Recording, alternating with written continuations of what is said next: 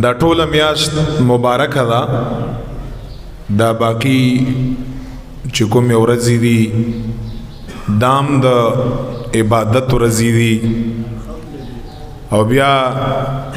رمضان کریم برازي ان شاء الله تعالی بفضل الله غم د عبادت ورځې دي. زمونږ خدا ایمان دی چې زمونږ د ستاسو رب خالق کائنات جل مجده دا ټول عمر لایق عبادت دی، هر ټیم لایق عبادت دی، مستحق العبادت دی. که مونږ ته په یو عبادت باندې اجر او ثواب میلاویږي او کنه میلاویږي، زمونږ بنیت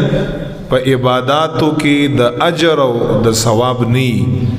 مونږ چې عبادت کړو زمونږ ایمان بدایي، زمونږ نیت بدایي چې الہ العالمین تا د عبادت مستحق، تا د عبادت حقدار،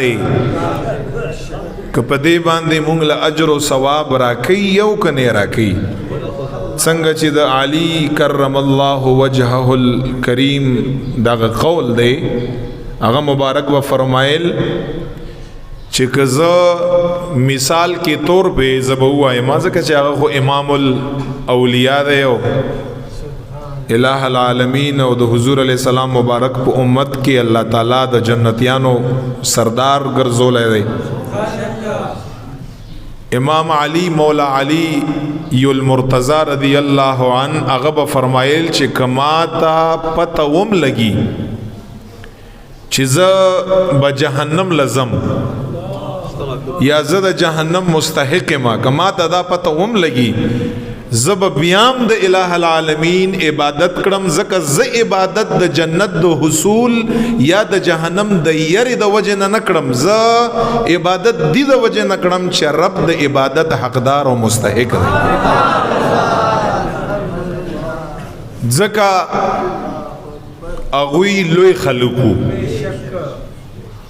او زمونږ او ستاسو د عبادت تقریبا هر عبادت هم الله تعالی سره یو سودای چې دومره ثواب به مال راکې یا به راته میلاویږي، او که ثواب یدا سے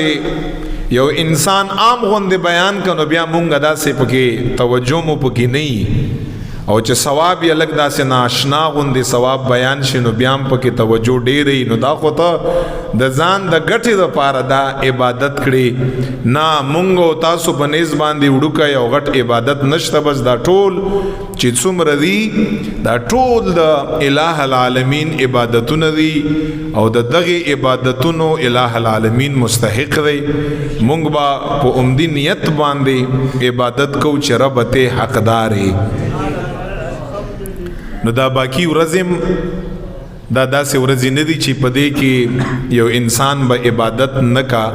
نه باقی ورځو کې به مونږ د الہ العالمین عبادت کړو.